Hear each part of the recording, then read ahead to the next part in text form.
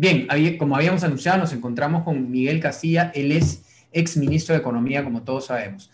Bienvenido a Rumbo Minero, Miguel, ¿cómo estás? ¿Qué tal, Jorge? Muchas gracias por la invitación. Hemos estado escuchando al candidato del Partido Perú Libre hablar sobre nacionalizar, estatizar la minería. Hemos escuchado también este porcentaje famoso que a veces decía 70% para el gobierno, 30%, después pasó a 80% para el gobierno en la parte de impuestos y 20% para la empresa minera. Por lo que hemos podido indagar, es muy difícil para las grandes mineras realizar unas matemáticas de esta forma tan informal, ¿no? Y hemos escuchado también en ese partido hablar a algunos representantes que en caso que no se llegue a un acuerdo, bueno, simplemente invitan a la empresa a retirarse, ¿no?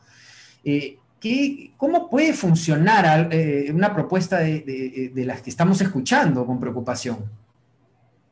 Bueno, estas propuestas son absolutamente confiscatorias y si uno se fija hoy en día cuál es la carga tributaria que tiene frente al sector minero, no es uno bajo. Si uno suma el impuesto a la renta, las regalías, el gravamen, entre otros, más o menos es un poco, llega casi al 50%, que es el umbral, digamos, para no perder la competitividad de una plaza minera como la nuestra. Entonces, si se insiste, no hay creo que ningún país que haya llegado a esos porcentajes, digamos, de impuesto a la renta o como ellos quieran hacerlo, eso no existe en el mundo. Incluso países como Bolivia, que lo hizo con la industria del gas, ha perdido mucha capacidad de reservas, se han reducido a la mitad en los últimos 15 años. Entonces, esto lamentablemente mata al sector porque desalienta la inversión por un lado, y por otro lado, si se insiste en expropiar o nacionalizar, lo que esto abre son una serie de controversias y litigios en contra del Estado peruano.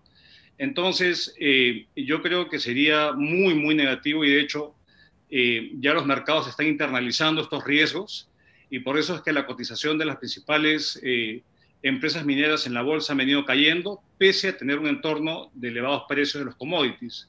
Entonces, es absolutamente un contrasentido, son medidas más efectistas que a la postre no van a dar ningún resultado, sino ahuyentar la inversión, quitar la competitividad y vulnerar algo que es muy importante, que es la seguridad jurídica de nuestro marco normativo, que ha sido muy importante las últimas 3 décadas para alentar la inversión, no solamente en minería, sino en cualquier otro sector productivo.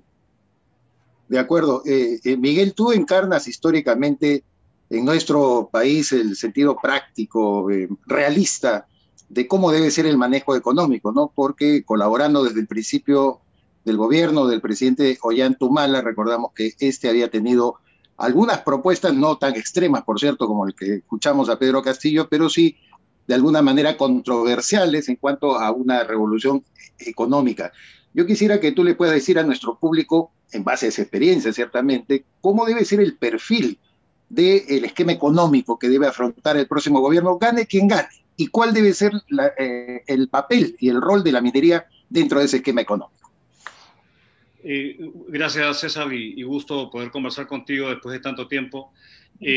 A ver, yo creo que si hay algo que distinguió los gobiernos de izquierda, digamos, la última década, era en general respetar los equilibrios macroeconómicos. Entonces, eso era algo que en su momento el presidente Humala lo tuvo muy claro, de que no podía gastar más de la cuenta. Y por otro lado, la necesidad de respetar los contratos y no salirse de manera unilateral en rupturas, digamos, contractuales. De hecho, recuerdo, hace casi una década, un poco menos de una década, se negoció un nuevo gravamen minero, lo que se denominaba en ese momento el impuesto sobre ganancias mineras, que era parte de la plataforma de izquierda. Y ahí el único objetivo que se quería era magnificar, digamos, la renta para el fisco. Recuerdo clarito que eso era parte, incluso parte de la hoja de ruta, era esta promesa. Pero ahí hubieron dos elementos, digamos, que lo introdujimos en la discusión, que fueron, creo, determinantes para que el pragmatismo y la razonabilidad, digamos, fuese lo que imperara. Uno es que uno no puede perder competitividad, porque si uno carga demasiado con impuestos, la inversión se va a otros lados, sin duda. Y al final tenemos fuentes de competitividad en nuestro sector minero, digamos, la ley de minerales es buena, los costos de energía son bajos, el costo de la mano de obra es competitivo, pero la carga tributaria y el riesgo regulatorio son elementos muy importantes. Entonces, la idea era no romper la competitividad. Y lo segundo es no transgredir la seguridad jurídica, dado que un número importante de empresas tenían en ese momento convenios de estabilidad tributaria. Por lo tanto, para negociar estos nuevos gravamen que se logró, se tuvo que tener el mutuo acuerdo de las partes. No era un tema retórico, era real, porque de lo contrario, si una no decidía participar en este nuevo esquema, digamos, pues tenía la potestad de llevarnos ante el CIADI a un arbitraje internacional, y eso lo internalizó mucho el presidente Humala. Obviamente esto le costó el rechazo de la izquierda recalcitrante en el país, que inicialmente pensaba solamente en el primer objetivo de recaudación de $3.000 millones, me acuerdo con mucha claridad en ese momento, y al final se logró estimar $3.000 millones, digamos, de alguna forma compatibilizando el objetivo de maximizar renta, mantener competitividad y a su vez no romper la seguridad jurídica en el país. Eso nuevamente está en juego con estas propuestas un tanto trasnochadas del señor Castillo. Miguel, te pediría por favor si podemos ser un poco más didácticos porque nos ven a nivel nacional muchos estudiantes y quería insistir en el tema del funcionamiento de una empresa minera que está expropiada, ¿ok? Que le cuentes a nuestros televidentes. En el minuto que esa empresa no llega a un acuerdo, ¿ok? El 80-20 ya sabemos, ni el 70, las cosas no funcionan así. Ok, no funciona, perfecto. El gobierno entra a administrar, porque hay mucha gente que tiene ilusión y que cree que realmente va a todos los millones que se manejan en una empresa minera, simplemente lo maneja el gobierno y entonces las cuentas siguen igual y los millones, hay una mayor cantidad de millones para la empresa, para el fisco, ¿no? Lo cual no es cierto, no funciona así. ¿Qué pasaría en el minuto de la administración por parte del gobierno de una empresa minera? ¿Qué es lo que pasaría con todas esas inversiones y con todo eso que la empresa minera le da al fisco? A ver, yo creo que se pierde o sea, inicialmente se puede tener una sensación de mayor, digamos, bonanza porque se recauda más, pero eso es digamos, transitorio. Dejemos por un lado los juicios, digamos, y las controversias que toman tiempo en resolverse, pero por un lado, usualmente estas empresas tienen que reinvertir en aumentar, digamos, la exploración es riesgosa, y obviamente quien asume ese riesgo es el privado, en este caso lo asumiría el Estado, todos los contribuyentes, tendríamos que dedicarle recursos a ese tipo de emprendimientos en lugar de educación, salud, agua, que es lo que efectivamente se requiere y la población lo reclama. Lo segundo es que al no invertir en la propia capacidad de generar, digamos, mantener producción en estas minas comienzan a ser menos atractivas, invierten menos en exploración, caen los yacimientos y se pierde competitividad. Y esto efectivamente es lo que ha pasado en el caso de Ecuador y en el caso de Bolivia, que se cita tanto como ejemplo. Esos países utilizaron esta bonanza, digamos, en inflar al Estado, en financiar proyectos que tenían poco que ver con el sector de hidrocarburos en esos casos, y hicieron que estas empresas tengan grandes problemas y tener, digamos, al fisco trasladándole recursos a empresas que deberían ser autosostenibles y no requerir transferencias del Estado.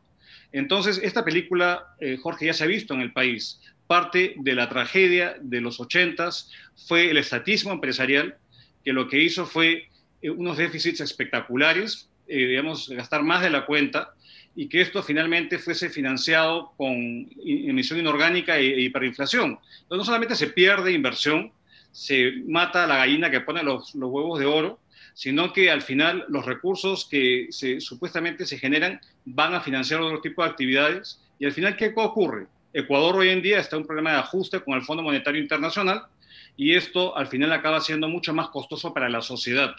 Entonces, es muy complicado jugar de empresario, y por algún motivo la Constitución del 93 estableció con mucha claridad el rol subsidiario del Estado.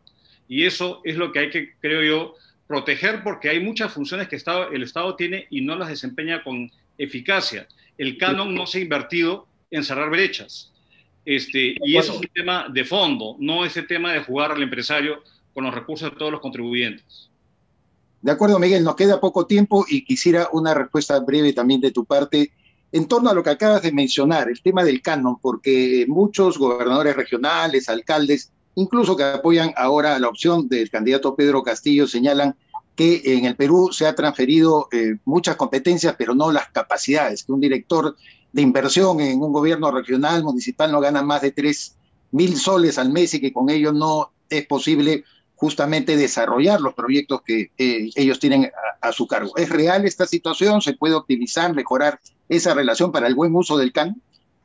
Bueno, yo creo que el problema el problema de gestión pública que tenemos, digamos que somos muy deficientes en ejecutar presupuestos, se ve exacerbado en estos lugares que han recibido muchísimo canon, han recibido, no sé, 40.000 millones de soles la última década en transferencias de canon, pero hay un problema de falta de capacidades.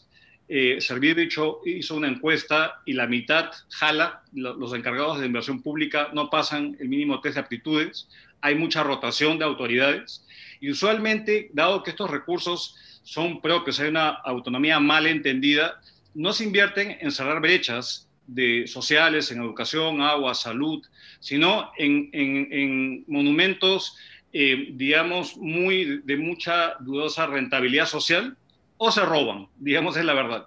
Entonces, yo creo que el problema de gestión, digamos, hay que mejorarlo, hay que ver opciones distintas, pero no se resuelve bajo ningún criterio cambiando el modelo económico, expropiando a las empresas privadas y digamos, generando una expectativa falsa que no se va a poder cumplir si no se atacan estos problemas endémicos al tener un Estado disfuncional que se ve claramente reflejado en el accionar de los gobiernos subnacionales que tienen canon y regalías mineras.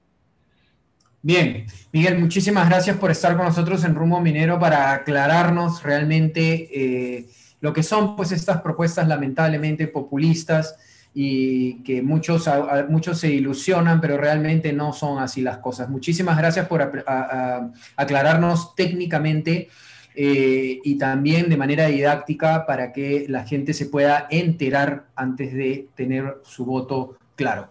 Esperamos tenerte en otro momento en Rumbo Minero. Gracias, Jorge, César, muy amables.